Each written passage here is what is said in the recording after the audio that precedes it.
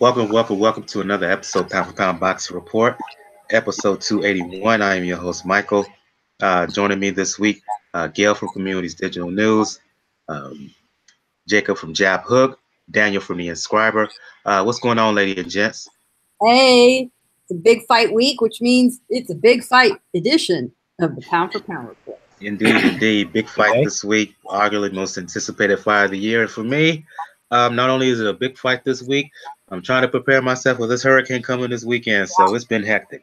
Let us just say your host and producer has been utterly dedicated this week. The fact that we are on tonight is that's a little bit of a miracle. We love it. Indeed. And let me just say first and foremost for my folks in the Carolinas who may be listening to the show or will see this link once I share it on various social media platforms. My folks in the Carolinas, please take all precautions. Don't be idiotic and try to stay on the coast, evacuate the scene, and just be safe. Be safe. Let's get things going by recapping what went down this weekend. A lot of boxing this weekend.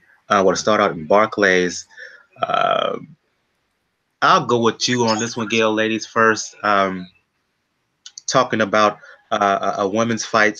I wasn't able to see it, unfortunately. But since we put it in the docket last week, might as well do a recap of it now. Amanda Serrano fighting Yamila Risono.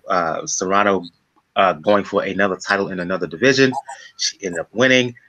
Just give a quick recap, Gail, for those who did not see it. So Serrano of Puerto Rico really is arguably, at this moment, Puerto Rico's best fighter. She has been in the game quite a long time. She's got a tremendous knockout ratio for a women's boxer. With 2-minute rounds, it is really, really tough to rack up a solid knockout ratio for women. But in 35 fights, she's had 25 knockouts. So my numbers may be off 1 or 2, but the ratio is about 70%. For women, that is tremendous. And this was an attempt to win her 6th division title. She did so. She did so handily. She did not score a knockout, but she got the job done, dominant on the cards. I think out of the 3 cards, the judges gave her opponent a single round on the cards. So I call that a mercy round. That's nice. Doesn't make any damn bit of difference. She is just as solid a performer and as reliable a fighter as there might even be in the game today. And she's one of those ladies that if you think, nah, I don't really want to see women fight, I'm really not interested. Nah, I get a lot of that. Watch her. And my compliment is she fights with all the skill and style of a man, but she's still clearly a woman in the ring fighting. She's terrific at ring generalship. She's relentless. She never takes a round off. And truth be told, if she was a man, she'd be an absolute superstar. But for considering the state of the women's side of the boxing game, she is a star. And good for her. She did exactly what she set out to do. Perfect job. Serrano's progressively been moving up in weight. Am I wrong here, or do I get the sense that she's trying to eventually go for a shot at Cecilia Braekhus?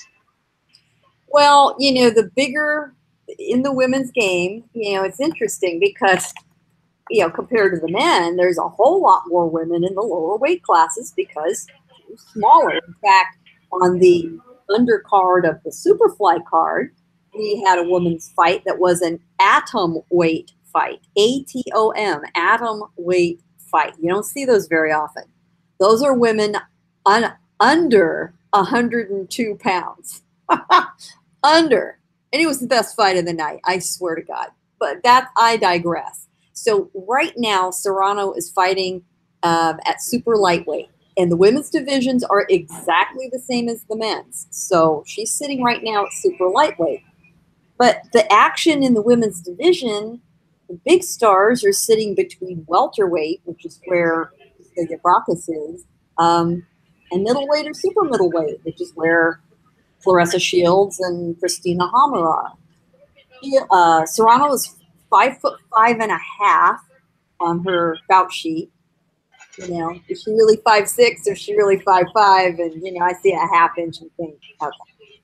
And could she put on enough weight to get there? We'll see. He's 29 years old, and fighters, like every other human being as your age, you're going to put on a little more weight naturally. Fighters start putting on a little more muscle weight in addition to body weight. I think it's a stretch for her to come up there, but she's proved everything she needs to do. If she wants a marquee fight with a big name and get a decent check and some TV time, I'm not mad at that. I'm all for it. And I think she'd handle herself really well. But you're fighting a lot bigger fighter. They don't necessarily have to be as skilled as you to beat you because they're bigger than you are and they can bully you around the ring. So we'll see what happens. But I'd just be happy to see her back in the ring, getting a good fight and a good payday. Let's move on to the main event of that card. This fight with Serrano was on the undercard, I believe, of Shawn Porter, Danny Garcia for the vacant title WBC version at 147 pounds. I go to you first, Jacob, and then you can follow up Daniel, and then lastly Gail. Okay, Porter got the decision for me, but I was a little bit disappointed. It could have went 50-50 either way.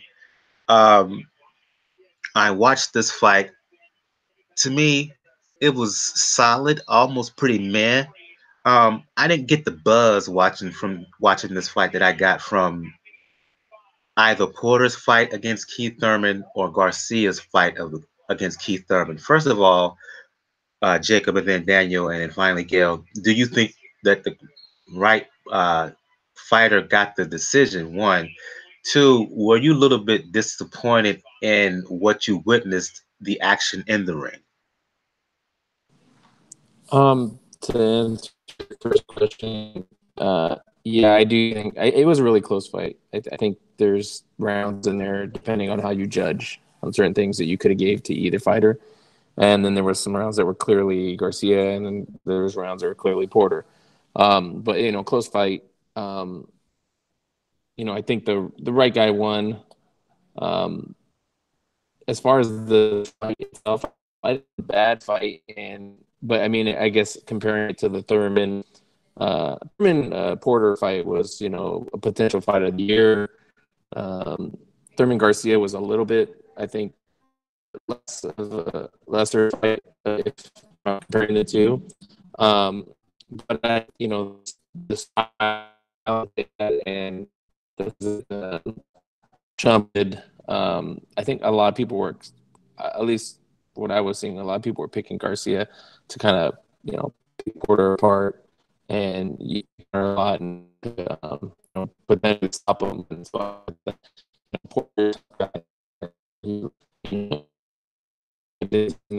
obviously there, but able to have a pretty good game plan, I think, and have some success against Garcia. Okay, Jacob, you were a little bit choppy there. You're going in and out. I don't know if you're in a bad spot or you may have to reconnect. I'm just giving you that forewarning. I'll go to you, Daniel, and then you finally, Gail, your thoughts on the fight. I agree with Jacob's assessment in the way that there were a lot of rounds that they were very close, but there were some rounds you can tell who the winner was. Like in the beginning of the fight, you can tell it was Garcia's fight because Porter wasn't bum rushing as he usually does. But he was trying to see how he can outbox Garcia and probably trying to see if he can handle the power of Garcia's left hook. Because that's always been his secret weapon. And he was able to handle it. He got more comfortable. Garcia did a lot of what Floyd was criticized for. In that, because he held Porter for a bit, but Porter didn't exactly do much to negate it because once he kept going in, he went in and he smothered a lot of his offense in some of the middle rounds. But the problem is Garcia never really fully committed to the body attack throughout the whole fight. he did do good body work, but not enough to really slow down Porter. And that's probably the main difference. And that's probably one of the areas where you can see where he won. Because if you measure the fight based on percentages, if you measure it by the stats, you would assume Garcia won. Because Garcia threw less, but landed more when it came to jabs. And when it came to power shots at a higher connect rate. The thing, though, about it is, unlike, let's say, Floyd, who won a lot of his fights using that formula, it's also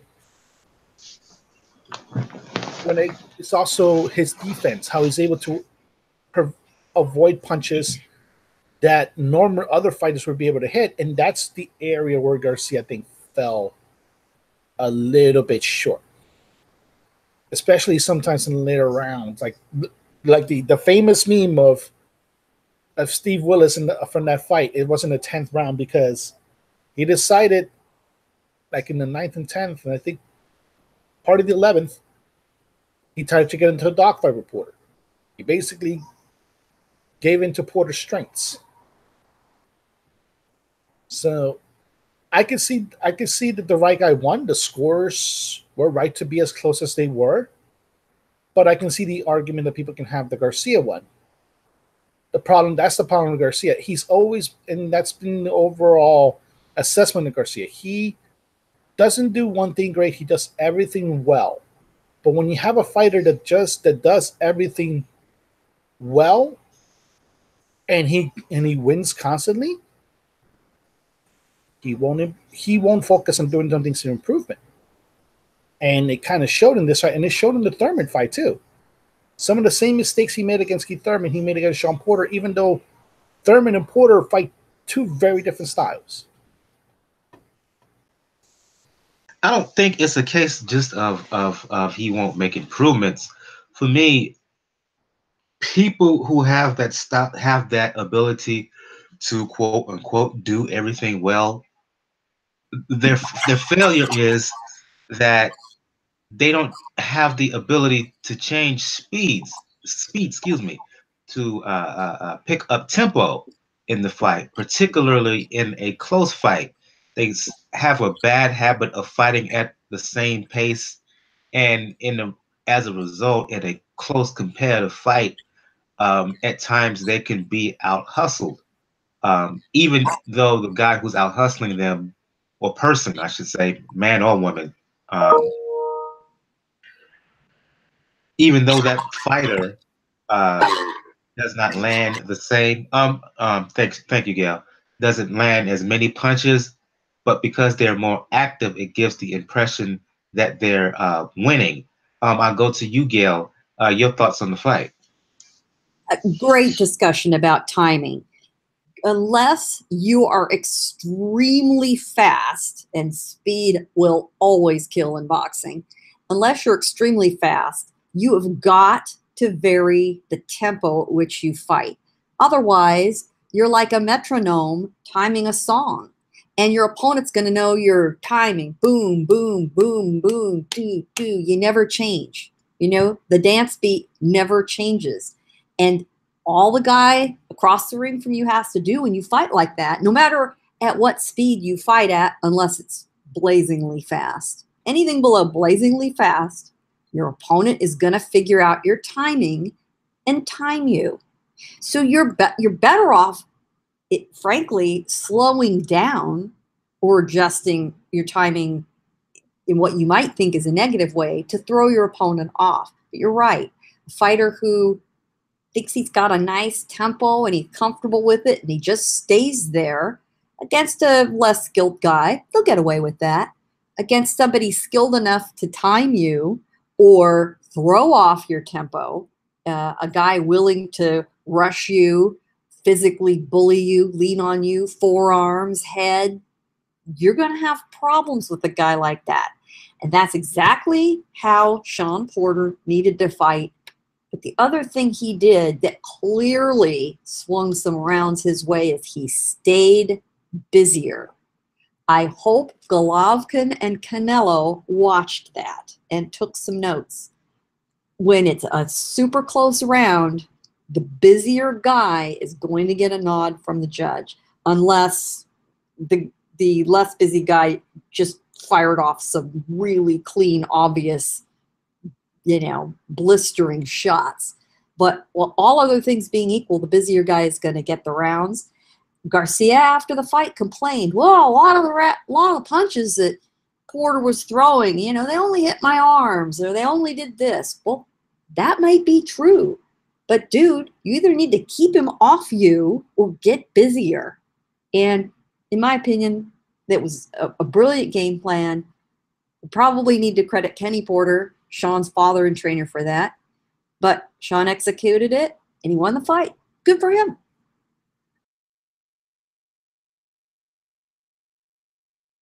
Sorry, I was on mute. After the fight, Errol Spence came into the ring, basically said out he wanted to fight him. Porter said that, yeah, he'll do it. After initially, when asked about Errol Spence, he had reservations about fighting him. In the post-fight, he said, yes, he's willing to fight him, and that this will be, quote unquote, the easiest negotiation made. This question goes out to each and every one of you. I'd like your response, please. Porter is saying that the question to each of you is, do you think that will be the case? Will we see Porter fight a unification bout with Errol Spence first quarter, let's say, of 2019?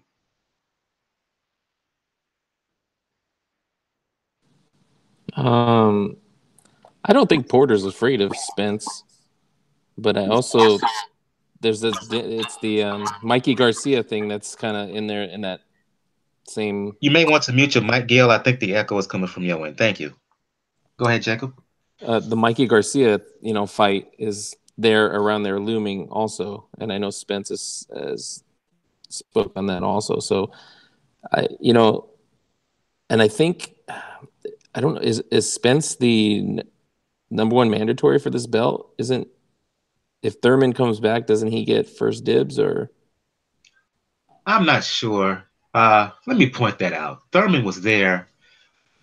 Okay, he was there. Number one, every time they showed his picture, he was booed. Two, when is this dude going to fight? It's not enough for me. It's not enough for this guy to show up and say this and that with the media. This guy was supposed to fight this spring. Then he was supposed to fight next month. It's September now. Still no plans. Still no plans. Still no announced date for this guy to fight. We hadn't heard anything. I don't think he's going to fight this year.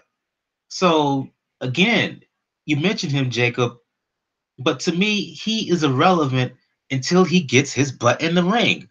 I just had to put that out there. Proceed. I'm not trying to bring his name as relevant. I agree with you on everything you just said. What I mean is that they just fought for a belt, and unfortunately, the way things work is that they have to, whatever the next person in line for that belt, if it's not Spence, then they might throw a fight in between that. And since he's talking Mikey, the Mikey Garcia thing, there could be a chance that I don't think they fight next. Is just what I'm saying. Okay. And as far as Mikey Garcia, I don't think that fight with Spence will happen. I think that his brother and his father will eventually get Mikey Garcia's ear and say, listen, that's not the move. That's not the way to go in there and fight Spence. I think he's going to fight someone else, presumably Pacquiao. Yeah, I just don't think that fight will happen. I hope the fight with Porter will happen for Spence. Gail, let's just say that I hope it will happen. I hope that the way that these two men were talking after the ring, the fight indeed takes place. I think it'll take place, but it's not taking place next. And the head of the WBC, Mauricio Suleiman, has already said that the winner of this fight, now Porter, has to make not one, but two, count them, two mandatory defenses following the WBC's rules, which direct the winner of a vacant world title, which This was a vacant world title because Thurman gave it up because he was playing the flute on the beach. They have to make 2 back-to-back mandatory defenses. So Suleiman says that Thurman can be one of the mandatories if he wants to. Well, it'll be interesting. We'll see. The other potential mandatory was the winner on the undercard, Yordenis Ugas, is a potential mandatory. And still a third mandatory is, wait for it, Andre Berto. 2 out of those lists are going to get in the ring with Porter long before he gets in the ring with Spence. So, don't exactly mark up a bunch of dates on your calendar just yet. I think it will potentially, as long as Porter keeps in the winning column or at least in the relevance column, it might happen. Well, we know that Thurman is going to stay as far away from Errol Spence as he possibly can. And, this is a topic for another show, but Keith Thurman has completely lost any drive to get back in the ring from what I'm hearing and observing. He, the fire is gone. And there's nothing wrong with that. But don't hang up everybody else's plans because you can't decide what to do. Spence told this dude to his face that he knocked him out in 6 rounds. Where was the reports from someone that Thurman didn't get in this dude's faces? Was like, what the fuck? Really? We should have heard something about them jawing at each other back and forth, if not some pushing and shoving. When a guy comes to your face and does that to you, when a fighter comes to your face and does that to you, man or woman, imagine if somebody would go to Clarissa Shields and say that to her face. Imagine if someone would go to Amanda Serrano and go to her and say that to her face. There was a guy, and he almost got knocked out. His name was Kovalev. No, Kovalev just plain insulted her. That was the problem. Absolutely right. I mean, really? Come on.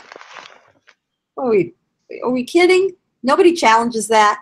Well, that's fine. Go ahead, Gail. Go ahead. Yeah, that's people can talk all they want, and they do. Whether or not the fans remember it when things in the ring actually come to pass or not, is beside the point, I guess. People feel like they can say anything because why not? Our elected officials do. I'm going to leave it at that. Shout out to the folks who are in the chat, the live YouTube chat. MB Battle Rifle. MB commented that this was a different sort of performance by Porter. I liked how he kept that range and was able to land from that range. Garcia didn't get going until round 8. He also said at least Thurman wasn't drunk like those other guys in the crowd. You know what? I'm gonna leave that alone. I talked privately about that with the folks from Three Kings Boxing about how some other fighters, including Spence, was a little bit inebriated during the fight and got caught on camera, basically acting fool. I'm gonna leave that alone. I'm gonna leave that alone, MB. I'm going to you, Daniel. Thoughts on a potential Shawn Porter Errol Spence Jr. matchup? It's the more likelier of the matchups simply because of the fact that Shawn Porter just wants to be active. He's the guy that in the welterweights that was actively seeking fights. So it wouldn't surprise me if he would try to get Spence next, but obviously Spence has Mikey on the brain. And now with the WBC rules, like I said, Porter can take care of Ugas, get one out of the way, and see how it goes. I think this fight could happen pretty early 2019. Unless something happens, unless by some miracle Mikey beats Spence, or if Ugas somehow outpoints Porter, it's a good notion to have the fight going. And we've seen the WBC always do this 2 mandatory deal. they don't always have to follow because sometimes things happen.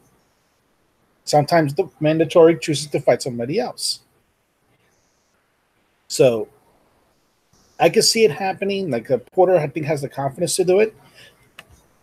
And he probably sees Spence as more of a fighter like himself that likes to come forward, that likes to bang, and probably trying to make a pretty good fight and not have the same flaws, like say, like that Akel Brooks showed off him. And some of the flaws that he showed against Garcia in this fight, where Garcia was able to land at some points his right hand pretty easily against Porter. But I can see this fight happening early 2019, except barring any foolishness.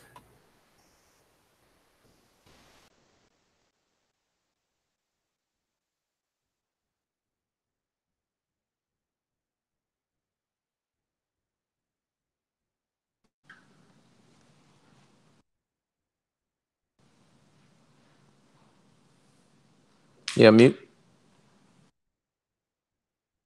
I think Mike's on mute. Our host is on mute. Oh, I'm sorry. I'm There you go. sorry. I'm sitting here running my mouth. I forgot I was on mute.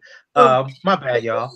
Yes. I was saying that I'm hopeful. I'm hopeful that this fight will happen as easily, as quickly as both fighters suggested after the fight. But boxing being boxing, given what you stated, Gail, and what you stated, Daniel, regarding the WBC and what they've stipulated, given this proposition of this Mikey Garcia fight, which I just hope it doesn't happen. We will see. We will see.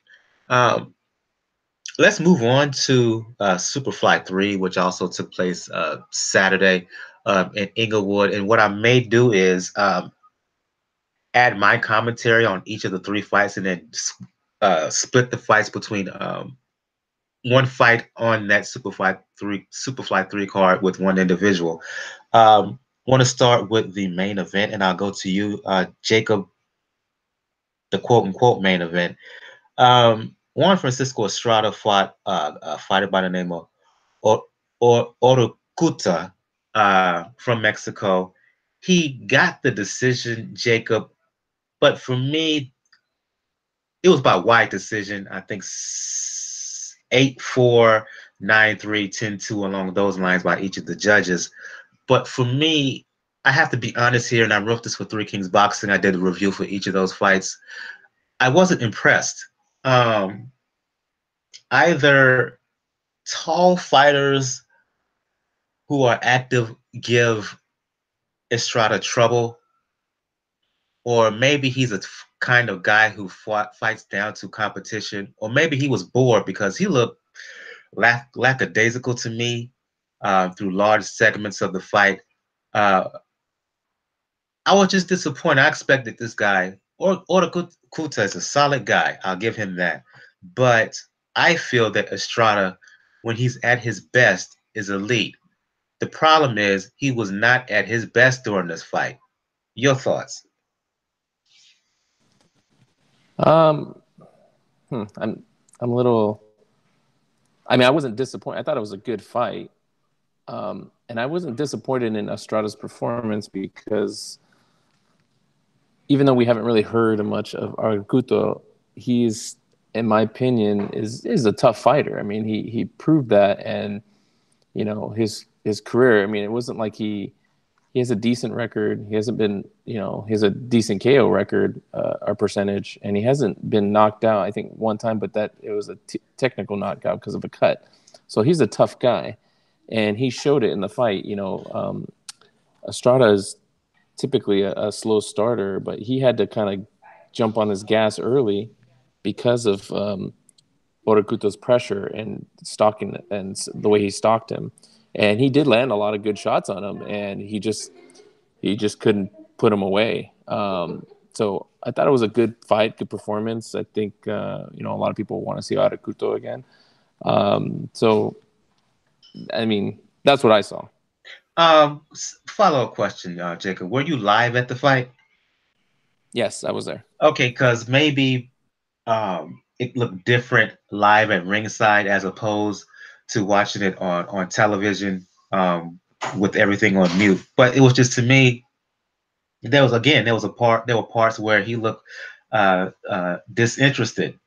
Too many empty spots in there, if you will, where he could have really done something, but he just let the pedal off the metal, if you will.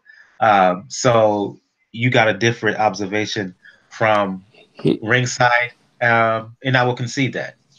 Yeah, but he can also be, he's trying to line up, a rematch for a chance at that belt again. So he might be trying to play it safe though too, not trying to put himself into too much, trouble. I guess, like I said, play it safe. So I mean, there could be that factor. Indeed, indeed, and based on the news we've heard in the aftermath, it looks like it will be a super. It not only will it be a Superfly 4 spring 2019, but there's early word is that we may well see a Estrada Rung Fasai uh, part 2 during Superfly 4. So maybe Estrada knew that, and he could have been, as you said, was playing it safe. I'll go to the middle fight, and I'll go to you on this one, Gail. Donnie Nietes, former strawweight, junior flyweight champion, moving up to 115 pounds to fight a fellow countryman by the name of Palicte. Palicte being managed by Roy Jones. Not the most exciting fight, Gail, but Nietes, he got hit a little bit more than he has in prior fights, but to me, I felt he won the decision clearly. 8-4, 9-3 in rounds. Yet, when we went to the judges' scorecards, it was a draw. One guy had it, I think it was either 9-3, 8-4, something like that, for Palicte. Made no sense to me. I felt that Nietes won the fight clearly. Watching the fight, I don't know if you was at ringside or watching it at home. Your impressions? I was ringside as well, and you're absolutely right. Your impressions match everyone who was sitting there who said the scores were what? Huh? A draw. That to me that was a stretch, but at least that wasn't a robbery. A card giving it to Palicte? What? Huh? But guess what, boys and girls? It was a Nevada judge, and that same judge is going to be sitting ringside Saturday night. Guess what? So that's not good news. That's not good news for anybody. Yeah, Nietes, do credit to Palicte. He put up a good effort, but Nietes is just too skilled. But he and Estrada, both, because they are so skilled, didn't have to work particularly hard to get results. Jacob's right on target. Estrada wants that fight with Rungvisai. He could have turned that fight into a brawl, and actually round 7 was a brawl. Round 7 was great. The crowd finally, for the first time all night, for the main event fights, really came alive. They had been sitting on their hands since our atomweight women's fight went down, and they loved that one, but it was a snoozer, otherwise. Although the third televised fight wasn't too bad, but Nietes, you just cannot leave it in the hands of the judges, and maybe you can't score a knockout, but you can do a little more damage and make it much more obvious to somebody who's clearly looking at something else. So, we end up with the draw.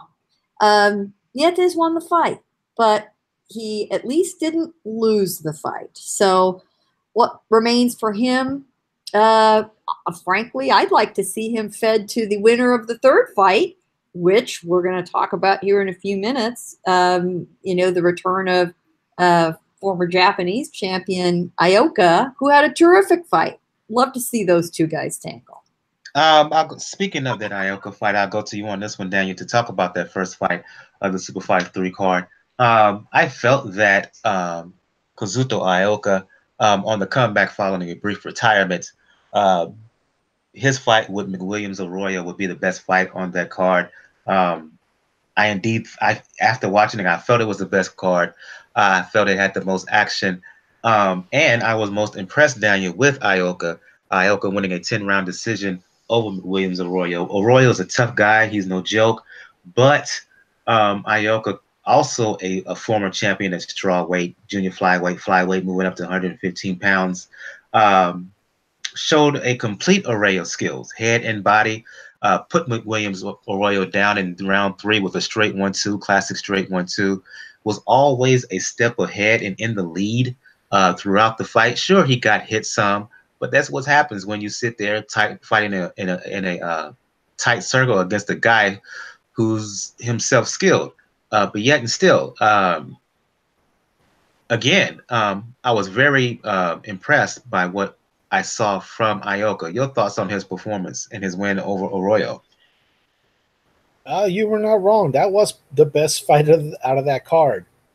And particularly when guys have that type of retirement that Ioka had, I always want to see how they really look against a really good opponent. And whichever brother it is of the Arroyos, whether it's in this case McWilliams or McJoe, they're going to give you a good fight. And that's what they did. Like I said, he tested Ioka, but Ioka was able to land combinations. He was able to pivot. You mentioned the 3rd round knockdown. One thing that I did notice, though, is that up to, I think, the day of the fight, I think this was featured as a 12-rounder. Yeah, and then because I was a little bit surprised when they said 10th and final round, and then with the decision, and then he won some kind of belt. Really? For a 10-round bout? Okay. I don't think he actually happened at the Forum. They did that with the Smith and Barrera fight. It was supposed to be a 12-round fight for not regular belt, but and then during the broadcast they said, "Oh, 10th and final round." Yeah, that was the whole thing. And Jim Lampley tried to make the correction. He said, like, "Oh, he's a good referee, but he just didn't make a mistake." And then immediately afterwards, "Oh nope, the commission just said it's the last round, so he didn't make a mistake." But I'm glad that Kazuto is actually in a good place. Remember, when he came out of retirement, he decided to get out of Japan, make his base in the U.S., and he's done really, really good as far as training from what I see, and the combinations that he landed on Arroyo, the way his defense looked against somebody like Arroyo. It's promising good things for him at Superfly. I was really, really impressed with what Ioka did, and ultimately, like you mentioned, the docket, it may lead to something pretty decent down the line. No spoilers, because I'm having some breaking news that I didn't mention in the docket. So no spoilers. I'm not saying spoil. I'm not saying the specifics. I'm saying it's a good thing to have. Particularly, also, it reminds people that before Inoue, Ioka pretty much was the money man in Japan in the lower weight classes. And I think he's maybe trying to make a claim for that throne again, even though he won't be based in Japan. Going to some news here, and something that I didn't mention in the docket, but I'm going to mention here, just popped into my mind. Something, again, I wrote for Three Kings Boxing, and it's kind of backing off what Gail wished for Nietes.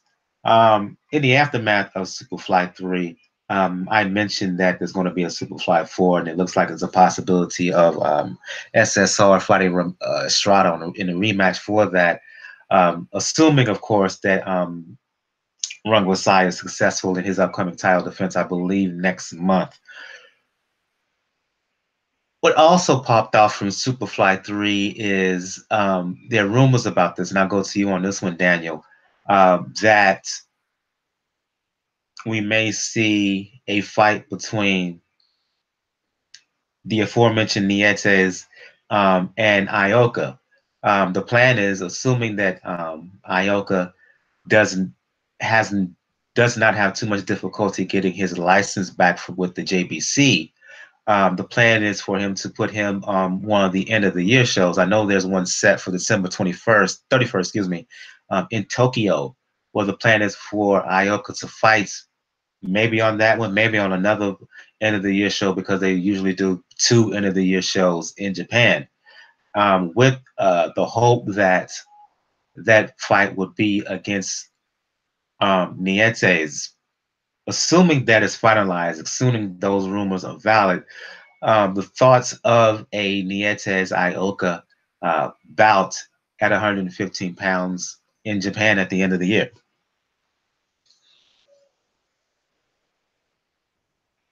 It's the fight that Donnie Nietes deserves. Like, he's been quietly one of the best fighters out of the Philippines, one of the most well-rounded fighters coming out of the Philippines, and it definitely should be a real banger if you get that for Superfly 3, because well, this would be a fight separate from the Superfly series because it'll be in Japan. oh, if it's that case, so that's even better. Because we know how Japan does it in New Year's Eve. So yeah, that's gonna be a very fight, because it doesn't change the fact that, yeah, it's the fight that Nietes deserves. It's a fight that can literally put his stamp in the not only Superfly division, but to get a bit out of the shadow. That's one of the bad things about Filipino fighters in general. In this generation is you can't really get out of Manny Pacquiao's shadow. This would be a good chance for Nietes to do that. Not only beat a guy who, like I mentioned, was the money man in Japan for a while, but beat him on his own turf, which pretty much cements your place saying, I belong at 115 pounds. Like when we saw in the fight, and like in the fight night, Gil mentioned it, we don't know if he was just playing it safe. I don't know if it was something where he was really just old, or if it was just a fact that both of them were friends. Both of them, I think, sparred against each other and just knew each other pretty well. So I hope it happens. And it's New Year's Eve, so everybody's going to probably have to get up in the morning for that one, but still, it should be fun. Any quick word from you, Daniel or Jacob, regarding the rumors of a Ioka Nietes bout at the end of the year? But to mention one thing that Daniel said, it's hard to get out of Pacquiao's shadow, especially if he's still fighting and he's winning. That's going to be an impossible feat, to get the exposure that maybe they deserve. But I think that's a great fight, and if they can get it made, selfishly, I'd like them to save it for Superfly, for if it's in February or somewhere around that time. But it's a great fight to make. Yeah, but if we have that fight at the end of the year in Japan, let's hand the winner to Inoue in LA. Yes. But he's in the tournament, isn't he? Inoue is. Yes, he's in the tournament. He has a fight. He moved up. He moved up in weight, and he's in the tournament. He's at 118. He's going to have a fight next month in Japan against Payano as part of the bantamweight tournament. That's true. He moved up. Well, never mind. But there's a lot of other guys. Even if they do have that fight New Year's Eve, that opens up a lot of possibilities for a fight for Superfly 4. And I'll tell you who another potential opponent is, should he win on Saturday, Roman Gonzalez. Yeah, indeed. And just to go in further detail about what I've been hearing, since given the fact that Nietes Palicte was a draw, you're going to ask what happened to Palicte. Well, also what I'm hearing is, as part of it's how can I put this? The winner of a possible Nietes Ioka fight would fight Palicte, presumably on Superfly 4, spring 2019. This is all rumors being roundabout. Keep in touch with Pound for Pound Boxing, either the show or the blog, and I will give more updates as we hear more, whether the fight is finalized, whether it's not the case, and what's going to happen with both Nietes and the Ioka. You mentioned Manny Pacquiao through all this. I got to get your guys' assessment of what's transpired with him the past 24 hours or so. He put out a tweet in which suggested that of him punching, I think it was Matisse in the tweet, and he put an @ to Top Rank, and word just spread like wildfire that Pacquiao was going to finally try to break away from Top Rank and Bob Arum.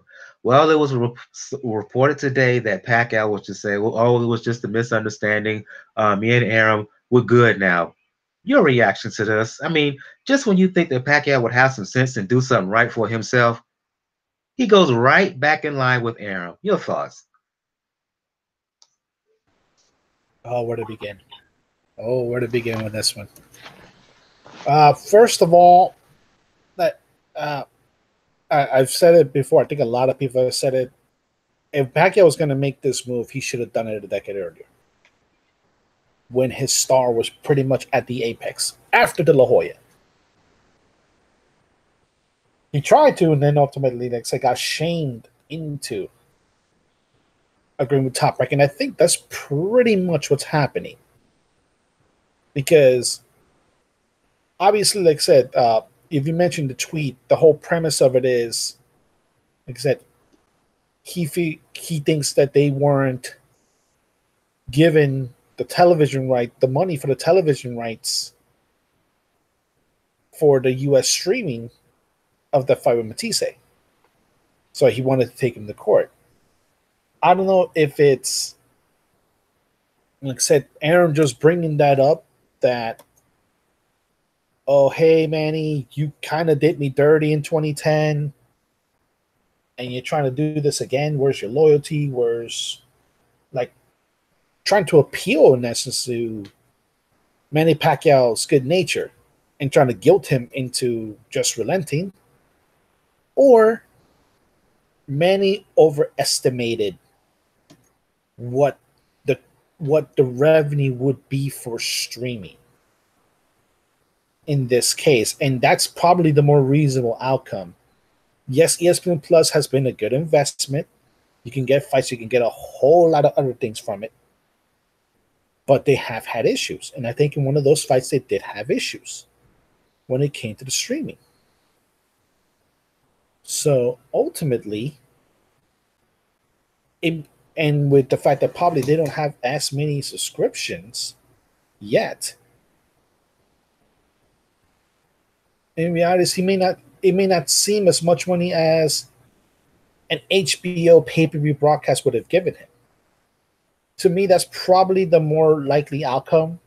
Somebody sat down probably and told Manny, okay, no, this is not the same money as if you would have pay-per-view. This is a new revenue stream. The fan base isn't that big in the US when it comes to this.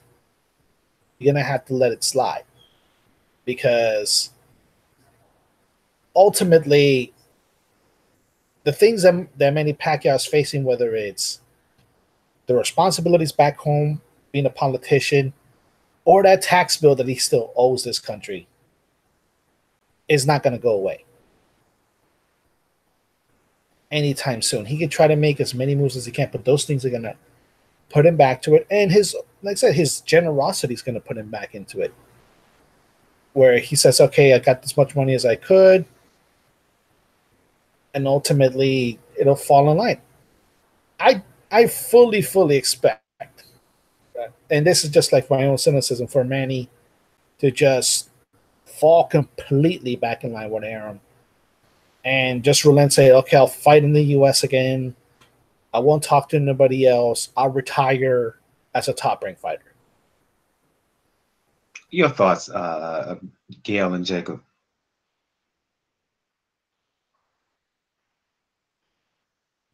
This is not necessarily Manny Pacquiao speaking on his Instagram feed. This is perhaps Manny Pacquiao's many hangers-on and so-called advisors in his ear saying, hey, Manny, don't you think you should have gotten some more money from Bob Arum? Hey, wait a minute, Manny. weren't you supposed to get X, Y, and Z from Bob? Hey, that ain't right. You need to call him out. I don't for a minute think he wrote what was on his Instagram feed. I think that was somebody that says, oh, Manny, you should call him out. And he probably waved his hand and said, do whatever you want. Do whatever you want. And suddenly we've got this, supposed big blow up between Pacquiao and Arum. There's no blow up. This was strictly the calculation of the ESPN Plus fees for the U.S. transmission portion. This is a new platform. It's a completely new fee schedule. Probably some accountant who works for Bob Arum, either put it at the back of the pile because it's going to be a pain in the ass to calculate, or just hasn't gotten to it under the bottom of the pile because it isn't that much money. Who knows? Arum says, hey, a lot of it had to do with the fact that Manny returned the wrong contract paperwork, not the most current version of the contract. I certainly know when I work with documents with my clients, frequently by mistake, if you don't get rid of the old work product, you send them a previous version without the changes you were supposed to make. It sounds like some version of that happened and there's some issue with, a small amount of money. Who knows? Bottom line, Pacquiao's not going anywhere. Arum's not going anywhere. That is a partnership for life, marriage for life. As long as both those two are, still in the game. It's hard to say which one is going to, end their boxing career first. They're stuck with, bottom line is they're stuck with each other. I mean, who else is going to take them on? Right? What brought the laugh, Jacob? She said she doesn't know which who's going to end first. You got the old Bob father, or right. Bob the not kick as old Pacquiao. Yeah, and flip a coin. Who the hell knows? What are the Vegas odds? Does Arum die first? Does Pacquiao retire first? I'd say that's a 50-50 call. Because let's remember, Bob Arum is in his late 80s. Late 80s. He's 86 years old. For all I know, he could live another 20 years. I wouldn't put it past him. He's sharp as a tack. Seriously. Well, he made that deal with the devil. Pacquiao has to find things to do until he can run for president of the Philippines.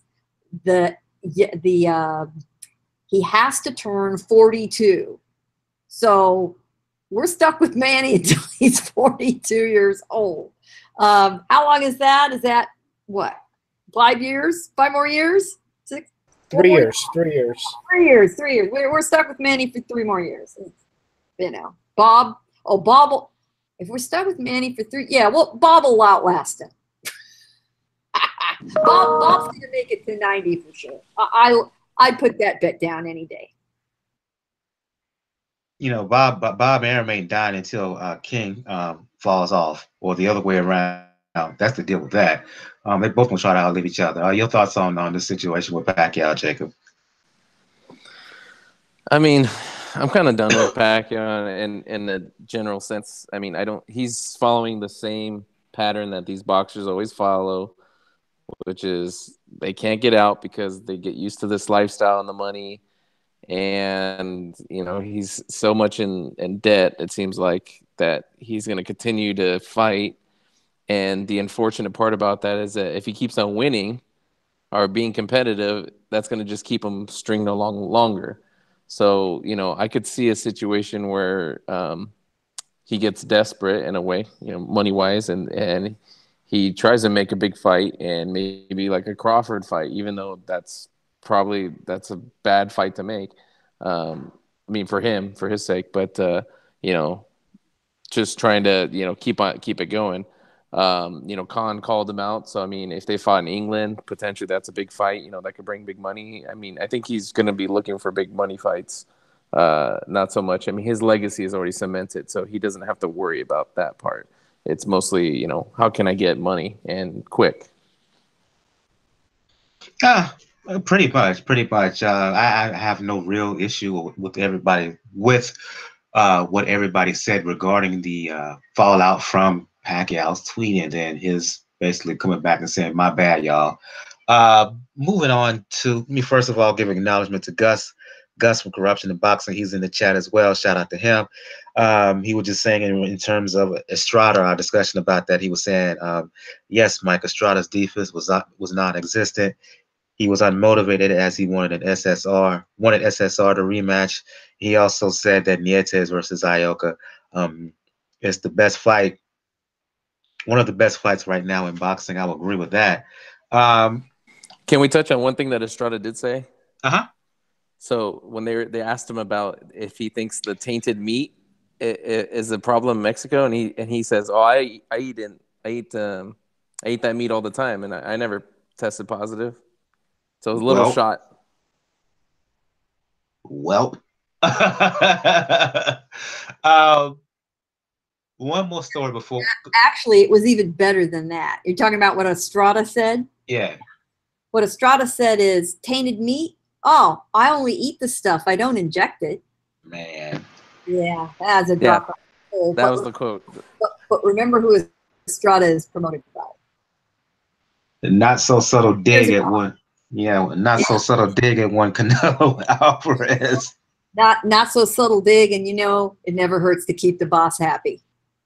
Yeah, I think that was part and parcel of him as well. Him just as much as his boss, if you will. Yeah, you don't go that far. Yeah, I think that's but that's certainly a bonus. I agree with you. I think he meant every word of it. I don't think he's a big admirer of Mr. Alvarez. Indeed. One final story before we get hard and heavy into the action that's happening both Friday as well as the action the weekend.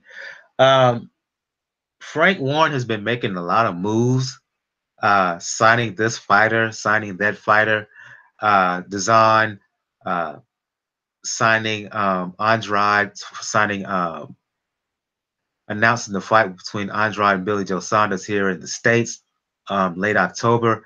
Another move that he's made that we have not talked about is Wait, is Warren part of Dazan? Oh yeah, we can talk about that right quick. We can talk about that right quickly. Frank Warren, Bob Arum signed a big deal, announced a deal yesterday, a joint venture essentially that through Top Rank, you're going to see a lot of fights and fighters from the UK going to be aired kind of via a co-promotion Top Rank Frank promotion deal.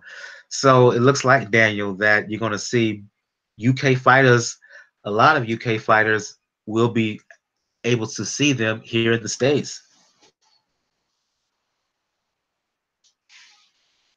Oh.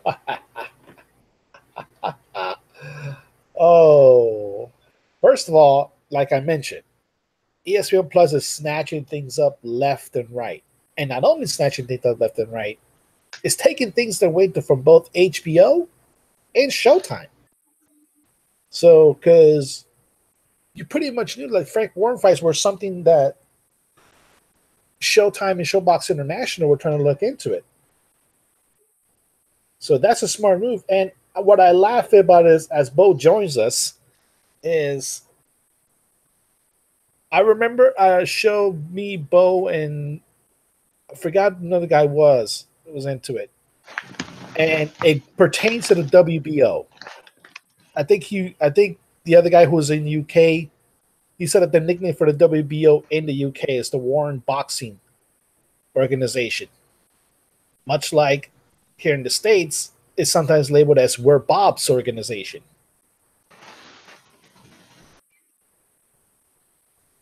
So I remember that conversation. I can't remember who said it though.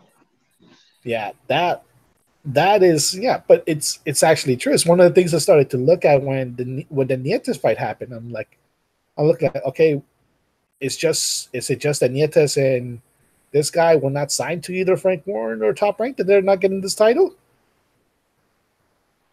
Because obviously that score was a farce, but it's good overall because main point of it is you have out of everybody, whether it's Showtime, HBO, DAZN, still the biggest player in the game is ESPN because they have the backing of Disney. Yes, you can say HBO has the backing of Time Warner. You can say that Showtime has the backing of CBS. But if you haven't paid attention, the new CBS is going through some things right now. And Time Warner canceled their own a merger this year. So the funds are not going to be there as such. The AZN is just now just getting started in the US. So the people with the most money to spend, the most resources to spend, is investing money in the thing that most people were, when we saw it 2 years ago, we probably would have thought they would completely get away from or switch over to the UFC. So overall, it's good. I see Truth and Facts About Sports has joined us. Going to give him an opportunity to catch up here with us. We discussed the Porter Garcia bout. We discussed Superfly 3. We also touched on the rumors of a Nietes Ioka bout, the mess with Pacquiao, what it seemed like he was doing with that tweet, as well as his retraction of that, essentially. And we and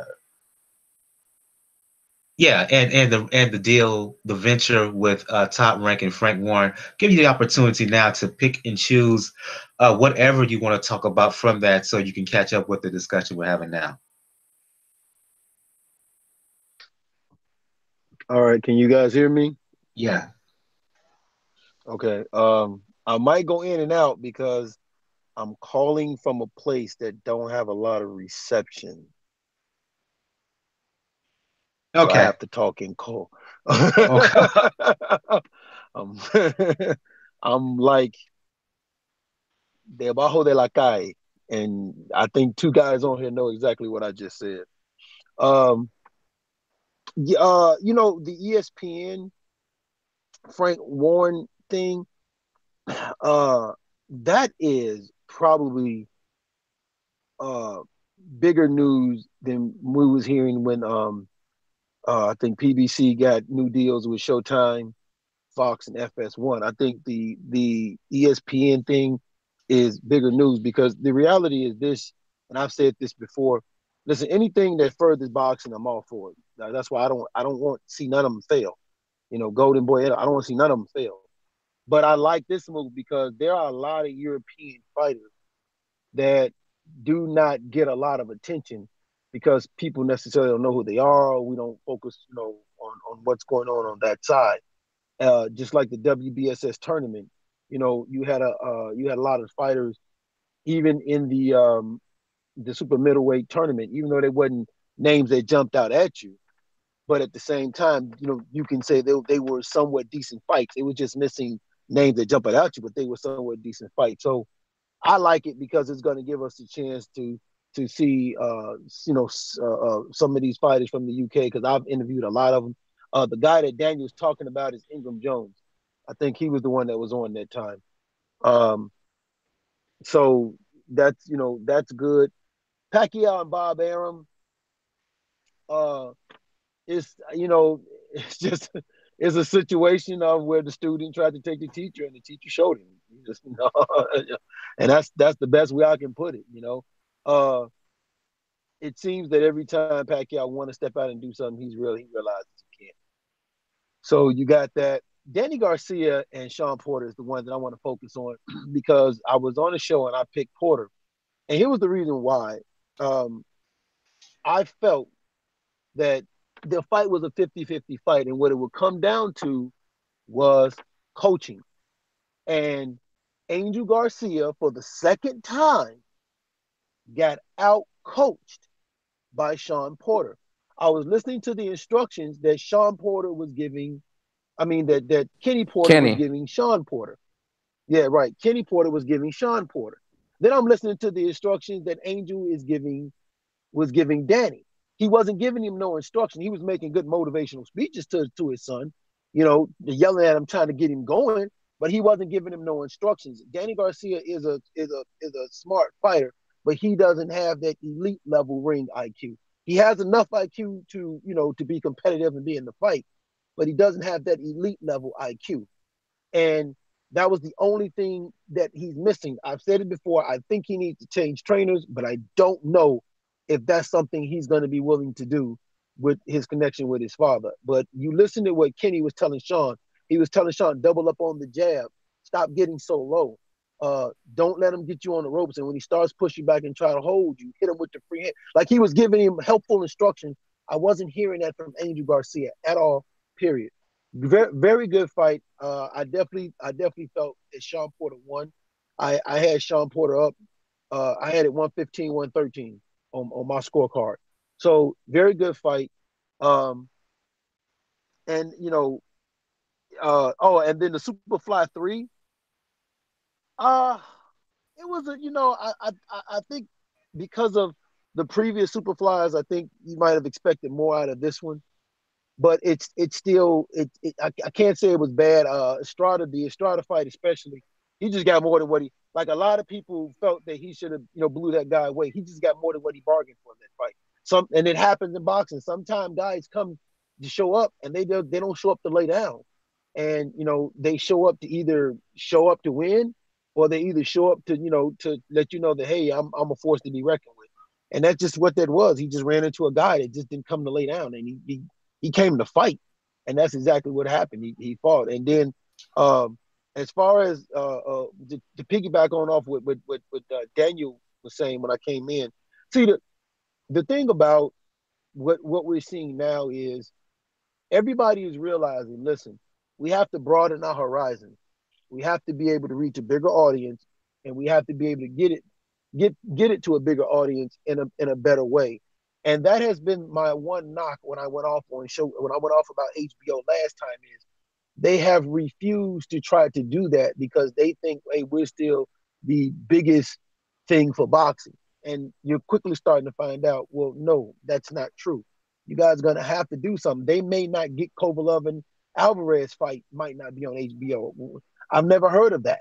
We just found out the Miguel Burchell. They're not going to buy fight. it. They already said they're not going to buy it. Okay, then you got the Miguel Burchell and Miguel Roman fight, not going to be on. And these are two fighters that always fought on HBO for the last 2 years. That fight's not going to be on it. Okay, so, and then of course, the reason why he didn't fight Shevchenko and he fought Triple G didn't fight Shevchenko and he fought Vandes Monterosi because HBO again is like, we're not going to put up the money for this. So I hope they get it together, because again, I don't want to see him fail, because I don't want to see any part of boxing fail, and when anything fails, you start having these frenzies going on. So I don't want to see him fail, because I still think they have a lot to offer. I just think they have to broaden their horizon, but they're refusing to do so. And last but not least, you have this Canelo Alvarez and Gennady Golovkin fight that's going to be taking place this weekend, and we saw the final presser. And wait. Let's not. I got one more story, bro. I got one more news story before we go to that. Let me get to that right quick. One more story, news story before we get to that fight. And that story is Hearn has been signing a lot of fighters, both in UK and abroad, particularly, especially here in the United States. One of the major signings that I failed to talk about here on Pound for Pound Boxing Report, unified, undisputed champion Oleksandr Usyk. To me, and anybody can chime in on this, of all the signings that he had, all the fighters that he has signed, to me, this is the biggest undisputed cruiserweight champion. Right now, it can be some can argue that Oleksandr Usyk is the best pound for pound fighter in the world. Huge as far as I'm talking. In my opinion, this is a huge signing, as I know, to the casual quote unquote observers. A lot of them don't even know who Usyk is, but to boxing hardheads, this is a major talent, and this is a guy who's a force right now. Like I said, one of the best fighters in the world. To me, this is his biggest signing of all. Your quick reaction to Hearn signing Oleksandr Usyk, and anybody who want to chime in, please do. I agree with you. This was definitely this was the signing that Eddie Hearn needed, in my opinion. He needed a big name, and this was the signing that he needed, was that big name. And the thing about it is, like you said, a lot of casual people don't know him. Heck, a lot of people even here in the U.S. don't know him. I think more people know him now because of that World Boxing Series tournament and because of his performance in the finals against Garcia and becoming undisputed champion. That always catches people's attention. So um, that was huge to me because I thought Usyk was probably going to go with Top Rank, considering Vasyl Lomachenko, who he's really close to, was over there with Top Rank. So I thought, well, maybe he would go with Top Rank. But it makes sense, especially if he wants to get the Tony Bellew fight, maybe, and if he wants to move up to heavyweight, maybe I think I heard something about they're going to try to make him, and he might even fight Joshua. Of course, they always throw that out there. So when you look at where he's most known for and where his ability to make the moves he want to make, which is big money fights now, that was an excellent move going with Eddie Hearn. I'm going to everybody here on the panel quickly. Your reaction to Hearn signing Oleksandr Usyk. From what I understand, it's not a promotional contract.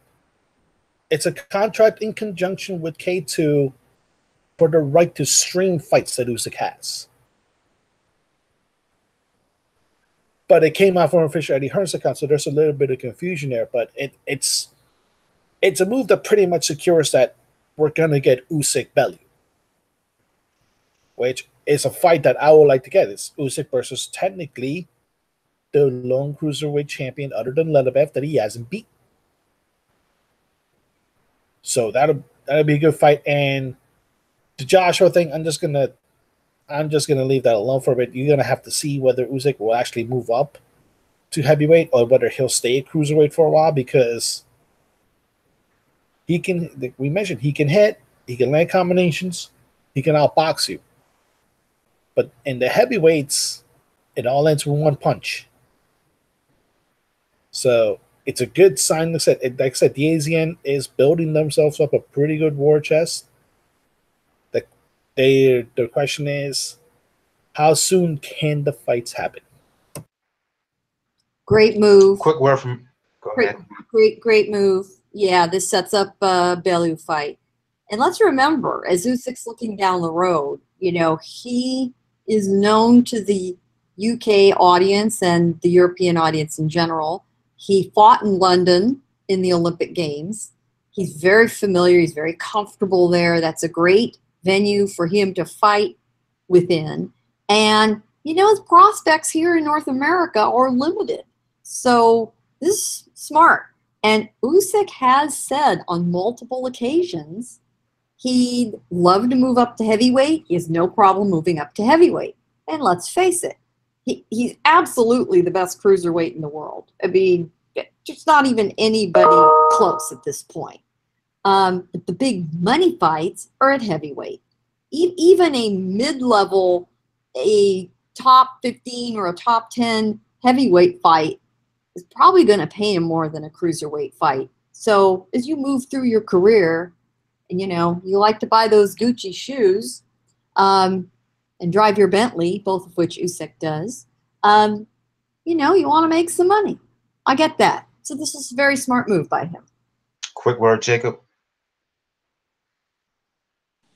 Not too much more to add. I mean, I mean, he's a top fighter. It's obviously always a good thing to sign it, but I had the same impression that it was to set up a Bellew fight because that he's with Hearn, and that's the fight that they think is gonna probably draw money. I'm gonna give one person. We're going into the previews now, previewing fights that's happening the rest of this week.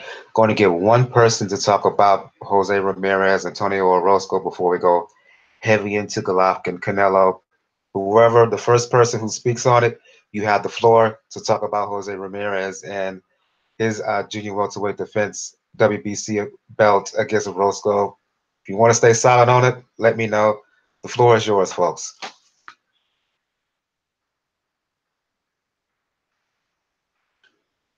And I think the floor. Go ahead. All right. I was going to give everybody else a chance. I will jump in this as the native Californian on the panel. Well, maybe that's Jacob too, but I have one of the very few native sons from my hometown, San Diego, appearing in this fight. And there's a lot to like about this fight Friday night. First of all, Top Rank, once again, building up a fan base around a local fighter, Ramirez, in a market that hasn't gotten a lot of attention, Fresno. You know, and Fresno is a little city in the Central Valley that's the butt of a lot of jokes in California. But when you can bring a local fighter and a handful of undercards and put 15,000 people in the seats, you're going to have fights there. And Ramirez is beloved in his home region. He's a hero to a lot of the people in the Central Valley because of his stands on a lot of regional political issues and environmental issues, which is admirable. As for Orozco, here's a guy with all the talent in the world that's just had various problems, some of them of his own making, some of them not. You know, when he can put it all together, he's a great fighter. But when he is injured or he's got distractions at home or he can't make weight, you know, it's just a disaster. And he has blown through weight, which we all know how I am about that with various fighters. And I really cannot give our local guy, you know, any slack on this. He's got him. He better damn well make weight tomorrow. And this is a make or break fight for Orozco. He either has to win or come really close to winning or look like he got robbed or something. Or his career options are going to be very limited. He's just never wanted to go up to welterweight. He doesn't have enough power to do it. He's just, you know, done his damn best to try to stick at 140. And there's a lot of opportunity there right now. So it's kind of his last hurrah, which will make for a good, fun Friday fight. A journalist with integrity. I love it, Gil. Well, you know, he is an acquaintance. He's a local guy. I think the world of his coach, Carlos Barragan. But Orozco's got to get his shit together. Okay, read a comment from the chat. Once again, Gus, his reaction to the Usyk signing a deal with Frank Warren. His comment was logical and strategic signing that simplifies Usyk fighting 3 specific and predetermined targets in Bellew and eventually Anthony Joshua. Let's move on to finally get to the rematch between Canelo Alvarez, Gennady Golovkin. I'm going to start the discussion with you, Bo, asking about your impressions of the lead up, the coverage of the lead up to this rematch. Highly contentious. In short, these two dudes got beef. They got serious beef with each other. No pun intended. Not clenbuterol beef, real beef. They don't like each other. The closer this fight has come to happening, the intensity, the animosity has intensified.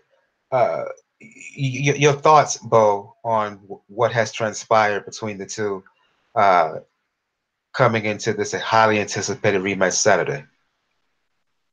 Well, I think the number one thing you have to take in consideration is who actually lost more here. And in my honest opinion, Golovkin lost more here, okay? And I know people are going to be like, what? He just agreed to get more money. I'm talking about he lost one of his belts, which was the IBF belt, which was something that, you know, one of the things he was all about was gathering up all the belts. So he loses a belt because of what Canelo Alvarez has done. He also lost time. All right, you're training for that fight. You're spending money for that fight. You actually had to find and get another fight, but you actually lost time because I thought I would have fought you in May, maybe have won, and could have went on to do bigger things or whatever I wanted to do afterwards. So now I've lost time on that. Then on top of all of that, the realization of why it happened is because you cheated. So because of your action, I had lost here. And I think that stews with Golovkin big time. And I think him being very outspoken, and we talked about this in the show before, he was, him being angry and being outspoken, which is something he normally isn't. And some of the things he said and some of the things Abel Sanchez have said has rubbed Canelo Alvarez the complete wrong way. Abel Sanchez at one press conference was attacking Canelo Alvarez's character, pretty much saying that, he doesn't fight like a Mexican. He's a runner, but he's a wuss. And there's some other things that I'm not going to say on air. We have a very respectable redhead online right now. I don't want to be disrespectful in front of our guests, but he said, he said some very derogatory things toward Canelo, and Canelo has taken those things personal. So it got real personal real fast. Now, the build-up, as far as I'm concerned, I didn't see. I think because of everything that's happened with the drug testing, the back and forth between all of them, I think for when this is just for me, I think a lot of people was just at their point. They were like, listen, we just want to see the fight already. Because at the same time you had that going on, of course, you had Joshua and Wilder and going on. So unfortunately, that was going on with Joshua Wilder. So people just reached their point like, listen, man, we're tired of this. We just want to see the fights already. So I think that might have filtered, some of the people's animosity might have filtered over into that, because I didn't see, like, the type of build-up for the first fight. I didn't see that in this fight as much. Now, granted, I'll say, hey, I've been working a lot, so maybe I missed it. But I just didn't see it as much. Like, this time when they first fought, for the month of their fight, it was just nonstop commercials. It was just nonstop ads, and it was nonstop everything. I didn't see that this time. But the animosity, like you said, is real. I think somebody's going to try to go out there and make it definitive that I won, and they don't want to leave no doubts. My biggest concern is I don't want Golovkin to be so eager to prove he won that he loses his game plan or forgets his game plan, or Canelo to fall into the trap of trying to show that, I'm not, I can fight Mexican style, and he abandoned his game plan that was working for him. The only thing Canelo got to do is work on his stamina. It's his stamina. He can fix his stamina. He's good. It was working for him. So I just want the fight to happen, and I hope at the end of this fight we have a definitive answer who a winner was. If this fight is another draw, it would kill both of these guys' careers if this fight turned into another draw. Gail, you've taken part in pre-fight media calls involving both camps. You've been kind of inside baseball, if you will, for lack of a better phrasing, when it comes to the build-up to this rematch. And Golovkin, something that Bo Truth and Facts pointed out, that because emotion's so high, he doesn't want to see a guy deviate from their fight plan because of it. Truth and Facts mentioned Canelo, but the same can also be mentioned of Triple G, who really, for the first time in his career, publicly, at least to those who have seen him here in the States, he has shown a side of him that most of us publicly have not seen from him. He's been biting with his commentary. He hasn't held back anything. His contempt for Canelo Alvarez has been obvious for everyone to see. So I asked Bo about his reaction to the lead up. I want your reaction as someone in the media, really in the media, covering this fight. Your thoughts? Well, Golovkin talks about he doesn't want to get embroiled in the business of boxing. He just wants to fight. He has complained over the years, about business getting in the way of fights. Make no mistake, Golovkin is in the boxing business, and yes, he's an athlete, but he knows what he needs to do. He's known all along That's why 7 or 8 years ago, when he was just simply not being brought along in his career in Germany, he made the move to the United States. And while he's done everything he needs to do to succeed inside the ring, he's done a masterful job making himself into a commodity outside the ring. He is, he's full steam behind marketing efforts. K2 has done a great job with him. And Abel Sanchez has been a brilliant player in all of this. And his role this time should have made it obvious to everybody just how important he's been to the process. Not just simply as a trainer, but in many ways being the voice and the driver behind a lot of this. And let's be clear. Abel goes back a long way. Abel was virtually retired when Golovkin sort of snatched him from the jaws of retirement. He's having the time of his life. Sanchez has always been the bad cop to Gennady's good cop.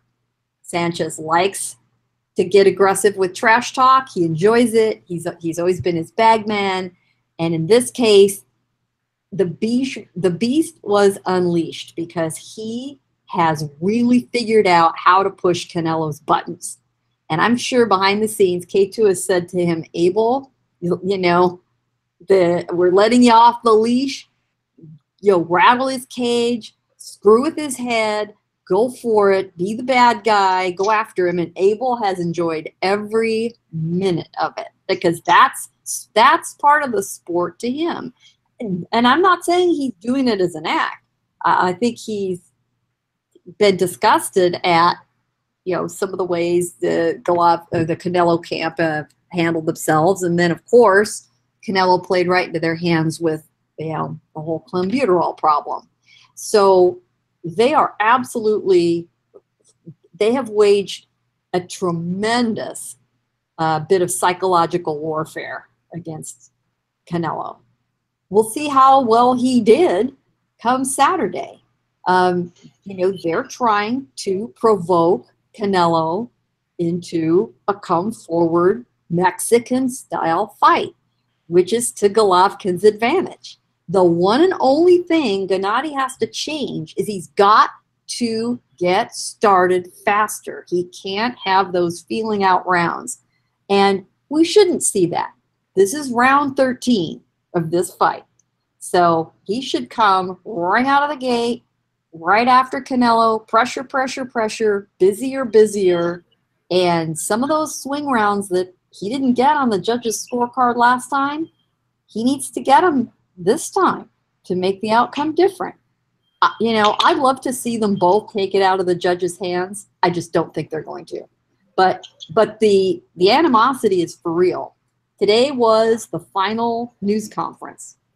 Bear in mind, these guys have done no promotion together. They will not. They would not appear in the same venue together. They did not do their fan media workout together. They were separated. They were in the room together today. They entered from separate doors. They had the podium between them. They looked straight ahead. They never said a word to each other. They never looked at each other. And there was no face-off posed at all. So they've still stayed very far away from each other. This is raising the stakes and the interest for the weigh-in on Friday afternoon, which will be the first and last time they get an actual close-up look at each other in front of the fans in the world, which is driving a whole lot of interest in that weigh-in, which is also a genius move. I'll go to Jacob and Daniel. Truth and Facts Sports and Gail's commentary about the lead up to the fight. Each of them ventured into what either fighter has to do in order to be successful. I want to focus on that, starting with you, Jacob. Your keys to both Canelo and Golovkin for either fighter to be successful. It's a simple case of Canelo has to do what he did the majority of the first fight, box, move, establish the jab combinations, show good defense? Is it a case simply for Golovkin to just get started earlier, or heading into this rematch, uh, do either fighter has to do something different? Your thoughts? I mean, for me, I'm not a Canelo fan. I think he's gonna use a similar game plan of countering and staying away. He's not gonna. I don't think he's gonna get dragged into a battle. I think he's, as for much as I don't really like him, I think he's smart and he knows that all he has to do is win. And basically all he has to do is stay on his feet and he'll probably get a decision. I said that in the first fight. I said there was no way that they were going to give Golovkin a decision, and a draw to them is still, it's a victory for them, because in a way, if Canelo gets knocked out or loses really badly, I think that's really bad for his brand, not just with Mexican fans, but with his overall career. So I think he's going to do much of the same that he did in the first fight. I don't think he's going to stand and trade. I think he's going to play off what he's been saying, is that it's the smart way to fight. I'm here to win and prove that I'm a boxer. I'm not like a brawler. Golovkin, on the other hand, he's definitely the slower of the two. So the speed was very apparent in the first fight. I think he has a really good jab. I think he needs to use his jab, and like Gail said previously, he needs to go after on this fight and not give away any early rounds. Build up enough of a lead, which I felt like he did in the first fight, but and use his strengths, which is body attack, which will hopefully help slow Canelo down. Use his jab to work his way inside, but he's got a very good piston-like jab, and that could do damage. And then look to land, and don't let Canelo get out of those situations. He's got to defensively. He's got to be careful of the counter, and maybe anticipate the counter and counter back. But because he's slow, he's got to be able to cut off the ring and anticipate those different moves. For Golovkin, I think he's gonna win the fight, but I think Sanchez is gonna be able to get him to stay on plan and just land punches on him and eventually just wear him down, but like bag a lot of those rounds. Your thoughts, Daniel? Well, yeah, we're finally at the road of a very, very long and very, very bitter journey, because we have to digest everything that happened to it when it comes to May 5th. Truth of Facts is correct when it comes to the things that are lost. Golovkin did lose more from the fallout of what wound up happening. He did lose a title that one of his former opponents, and an opponent he should have fought, had probably not been for HBO not telling him you're not going to get the money to have this fight. He lost the belt he lost an IBF belt. He obviously lost tens of millions of dollars, and he lost time. Because I'm sorry, okay, it's May 5th. You put on a fight, but it was against an overmatched opponent. But that was the purpose of that fight with Golovkin. And obviously the bitterness has palpable since then. One of the things that I think Gail noted to us long before is watching the 24/7. The majority of Golovkin's comments were in Russian. And when Golovkin speaks in Russian, that's when he's actually serious. He's not trying to placate or trying to get fans to cheer for him. He's dead serious. And that's what it was most in the interview. So the animosity's right there. Abel Sanchez did say a lot of things about Canelo. He said things that, to be blunt, would get you shot in some areas. And obviously Canelo's very disturbed about that. And he's going to have to carry that shame of the Climbera wall for a while, if not forever. Even with all the evidence that the reason that he says it was in his system can be seen as legitimate from things that happen outside of boxing. And the fact that the two tests that he failed were 3 days apart. I could give you the he cheated, he's a blatant cheater if the tests were a month apart. But 3 days apart, I kind of expect those results to still be pretty much there. And there's enough evidence there, but that left a bad taste in Golovkin's mouth, obviously. And he's come out recently saying he's had experts trying to point out to him, oh, they're injection marks. Yeah, he's clearly doping. And when I look at this fight, I think Golovkin is that him trying to make an excuse for why he wasn't able to drop Canelo like he has almost everybody else in this title run? Because even Jacobs, we know he dropped him in the fourth round. Is that an excuse that Golovkin has to have in his head? Say, okay, oh, that's the reason he didn't go down on my power. It isn't the fact that he has a good chin or that I'm getting a little bit slower and some of my power's leaving me. I don't know if that's part of it, but the animosity that you saw in that press conference today, the fact that, like I mentioned, these two have not been in the same roof for a long time. You didn't even have what's a staple of HBO programming for pay-per-views, a face-off. And remember, we had the face-off with Cotto Margarito for our second fight, where Cotto took pictures out and accused Margarito of using the plaster then and there to his face. You didn't even have that. So there's a real palpable sense, and there's a real sense that both of these guys could literally get off their game plan. I can see Canelo trying to get in there, try to create a firefight, but I can see Golovkin not trying to use the jab. He's just trying to finish it. I could see that within the first 2 rounds, and then each fighter gets into their grooves afterwards. And go ahead. I'm sorry. I thought you were finished. Let's say if Canelo counters and doesn't give away rounds in the middle due to stamina, I could see him winning on points.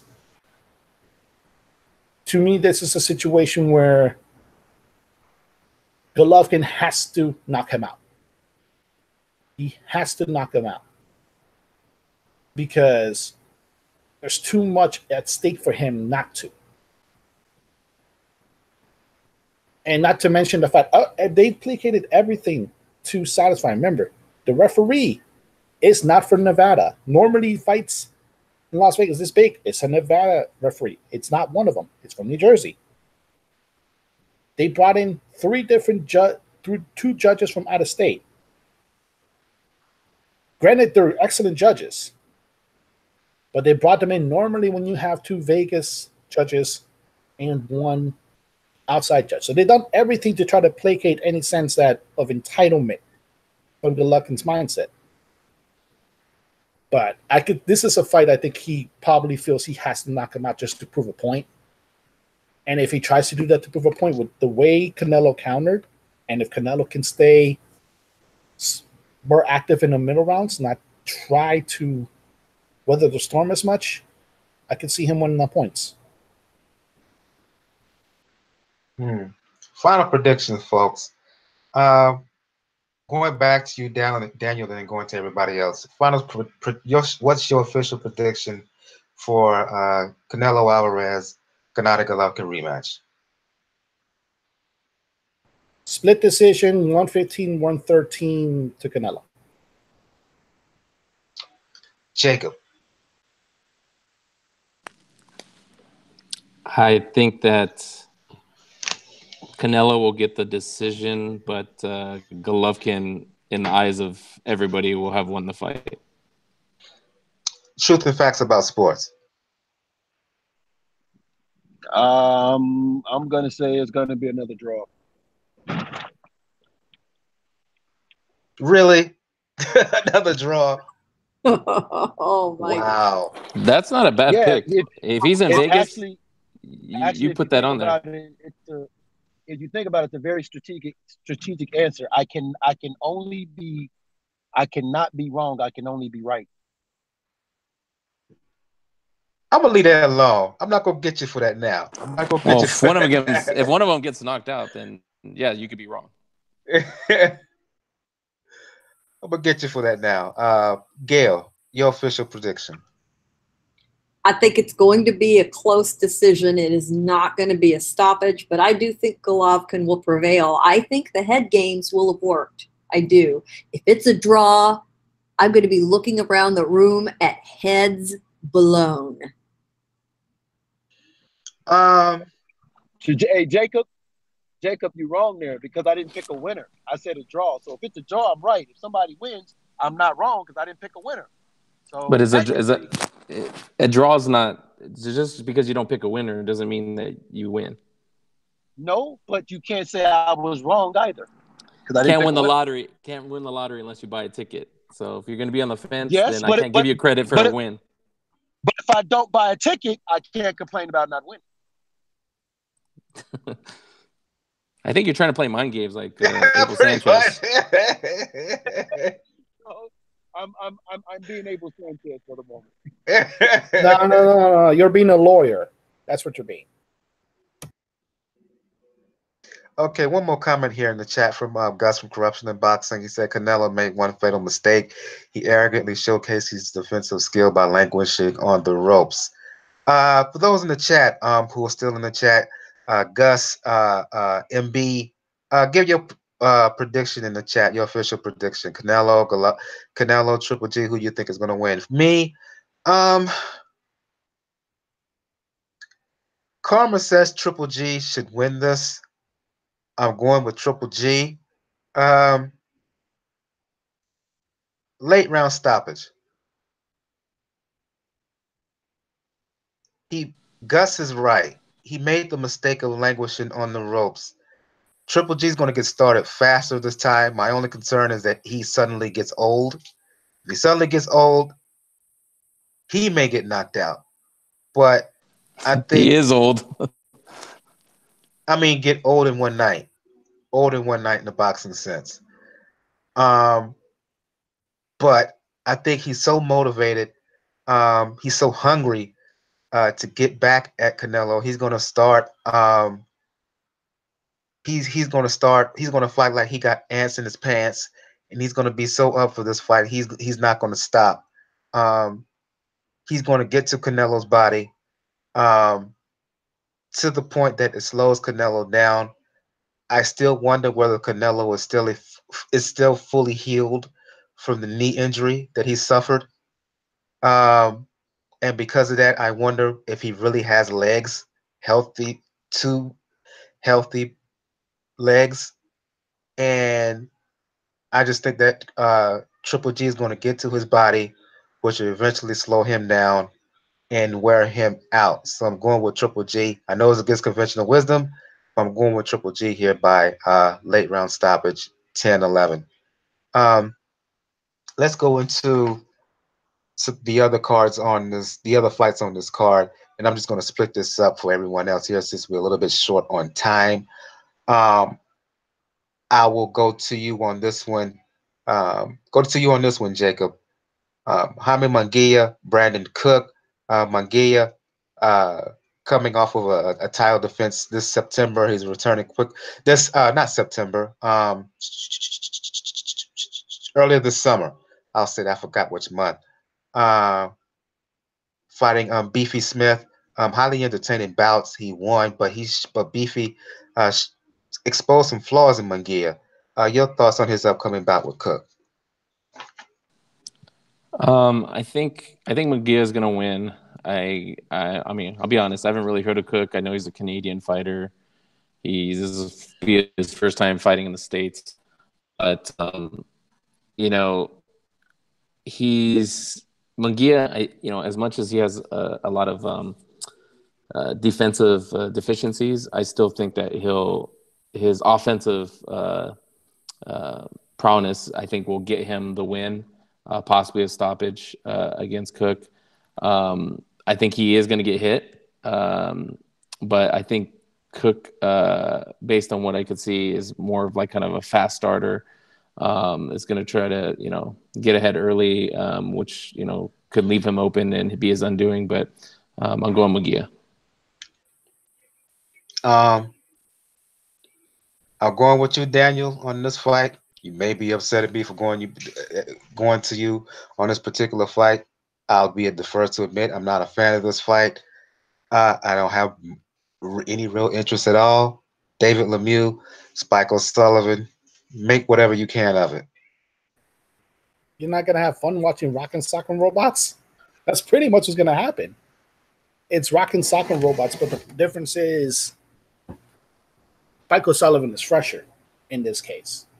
Lemieux has been in wars. He's been with Golovkin, and he's never really improved that much in defense as his career has gone on. And he's been susceptible to being hit. The issue now with Spike is he has to seize the opportunity, because should Canelo win the fight, that can be his payday that comes up. So Spike is going to have something to prove, but you never know with Lemieux. You never really know. It's going to be Rock and Sock and Robots, though, so it's going to be that part's just going to be interesting. It's not going to be a technical masterpiece, but it'll be something.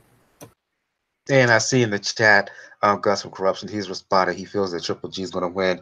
Going to go to Gail in both of this final fight that we're going to discuss. We're going to preview. He also said, Gus, that Munguia is going to beat Brandon Cook by early KO. Roman Chocolatito Gonzalez on the comeback, following 2 losses to Trisakatsor Rungsfasai. The second fight, he got bodied, knocked out in 4. He's fighting Moises Fuentes, first Gale and then Bo. Your thoughts on the comeback of Chocolatito? Well, of course, you first have to question whether this is a bright idea at all. But given that Roman has decided, yep, I'm coming back, and in the discussion with him, he very much feels that God is telling him to do this. He's got a tune-up fight. He needs to win. Roy Jones said the same thing. Yeah. No, that's what he's been saying. So he hasn't been making a secret of it. So, Fuentes is the right opponent for him. He should handle his business. He's going to be rusty, I think. My biggest concern is that he's going to be a little timid. In other words, he's going to flinch a little bit, where before I don't think that would have even occurred to him with a punch coming. So we'll see what he's got left in the tank. A loss is the end. A loss is the end. Sometimes that's enough motivation. Sometimes there isn't enough motivation in the world to just overcome reality. So we're going to find out very quickly. I will say he's very upbeat. He's in very good spirits. He truly is a very spiritual guy and a very grateful man for what he has. And that, among all the craziness this week, is a real breath of fresh air. And I wish him well. I'd like to see him, sort of, resurrect what we all loved about him. But sometimes we just can't write the script for them. They've got to do it themselves. And I say that about mentioning the Roy Jones things. I'm not trying to say it to in a agnostic or atheist or being an atheist in that sense. I'm just saying maybe he's just reading the wrong signs. God could also, the signs could also be saying of him that, the end is near. But we will see once they get in the ring. I asked him, do you ask God for advice? And he said, always, always. He didn't elaborate on what they've had conversations about, apparently. But, yeah, he said God guides him in every single thing he does. So yeah, and I'm a believer as well. But there's also signs that we all understand each other from time to time. So, I Yeah, get indeed, indeed. And Gus is saying in the chat that Roman wins by stoppage. I'll go to you, Bo. Thoughts on the comeback of Chocolatito against Moises Fuentes?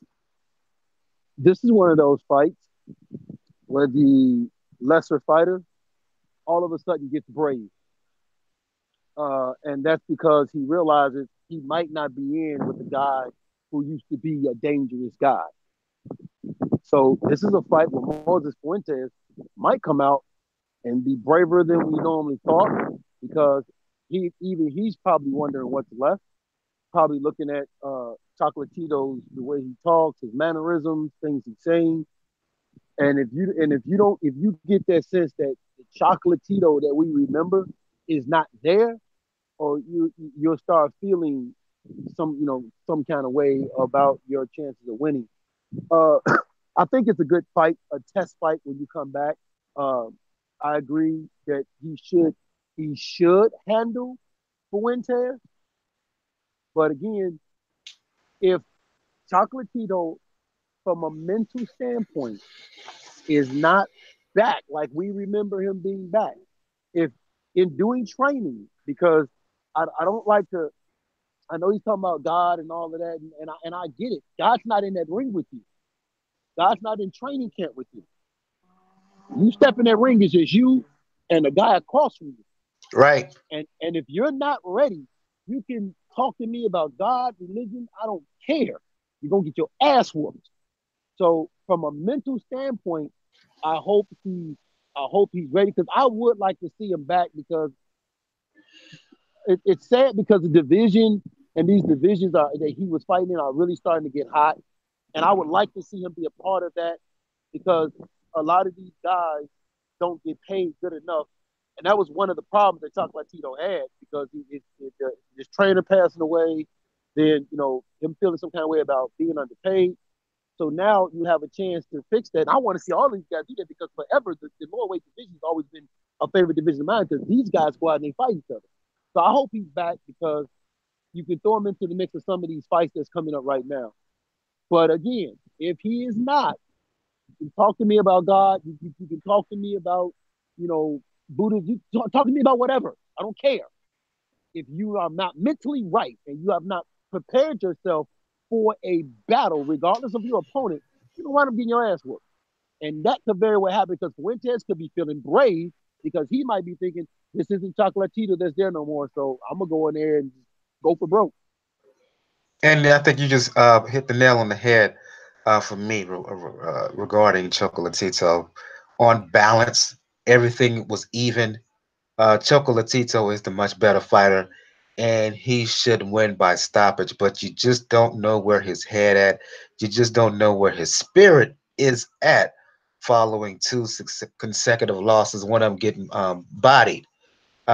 So you can't really say what you're going to see from Roman until he gets in the ring, until he starts not only throwing punches, but until you see how he reacts to punches being thrown at him, until you see how he reacts to getting hit and hit hard. Um, Lemieux O'Sullivan, I just can't trust the guy who gets stopped by Chris Eubank Jr. And I know Lemieux is who he is, and he is limited, but the one thing he still has is power. O'Sullivan can get hit, and anybody Lemieux can hit, he can hurt. This is going to be an exciting fight for however long it lasts, but um, I don't know if O'Sullivan can take the power of Lemieux. And in terms of Munguia and Cook, look, Munguia, as exciting as he is, as powerful as he is flawed. He does get hit, but he's going to have enough to defeat Cook. I think he will sharpen up enough. He will tighten things up enough in terms of defense. Um, that coupled with his offensive ability and his power will be too much for Cook.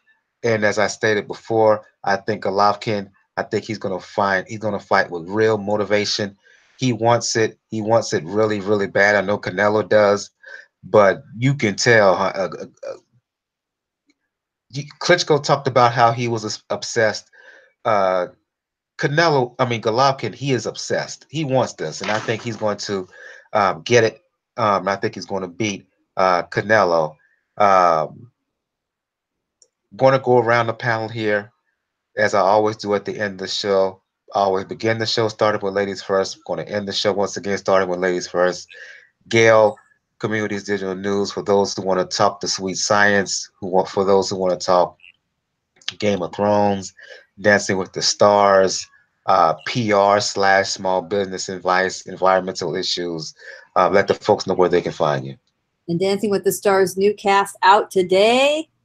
Among the participants, Mary Lou Retton and John Schneider. Go figure. And if you want to talk boxing with me, I am in Las Vegas this week covering Canelo GGG2. You can find me via my column on Communities Digital News, which is COMM, Digi, D-I-G-I News, commdigi.com. You can tell me via the Pound for Pound Report. I am on the Twitter, and I will be on the Twitter all week long at PR Pro San Diego. Jacob from Jab Hook, for those who want to talk for those who want to talk boxing, excuse me, and for those who want to talk film as well, let the people know where they can hit you up. Yeah, thanks for having me on the show, Mike. I could be found on Twitter, JRATM23, and I was recently on a podcast, a friend of mine, the Wrong Reel podcast, and we were talking sports films, specifically the ones of director Ron Shelton. So he was the director of Bull Durham, White Man Can't Jump, Cobb, and Play It to the Bone. I think there was one other one, Tin Cup. So, and Jordan Rides the Bus, the 30 for 30. So we talked about all those films. So if you like film and sports, then check that out. Truth and Facts About Sports, my fellow brethren over at Three Kings Boxing, for those who want to talk sweet science, for those who want to follow the adventures of you and your daughter, or for those who are in the app world, and mention your apps as well, let the people know where they can find you. Man, first off, I want to say much appreciated for Mike for having the show. In case you guys don't know, Mike is living in the area where the hurricane is going through. So, man, definitely appreciating you guys. You definitely be safe down there where you at, man. Indeed, appreciate it, brother. Appreciate it. My daughter is sometime and she's 18, so she's discovered life, but for some reason she's discovering life while still living at home spending my money. I got to figure out how that works. but you can find me and my daughter, of course, on YouTube. You can follow me and Mike at Three Kings Boxing, and you can also catch me at Truth and Fact Sports Talk with me, Mike, and whoever else want to join in. And that goes for anybody on the panel right now. We'll be talking college football. We'll be talking sports, baseball, basketball. We'll be talking sports. So you guys are more than welcome to come on and join. I'm looking forward to that adventure right there in the app world. We got a game on there called Zombie Hunter, and good kids game. So just a lot of things going on. I'm just always glad to be here with all of you guys on the panel. And as special thank you to Gail for helping me out with an interview that I had. Much appreciated. It was fantastic. So thank you so much for that, Gail. And above all things, man, I appreciate you guys being here. Appreciate you guys taking time out to talk. And always happy to talk to my children when Daddy comes online.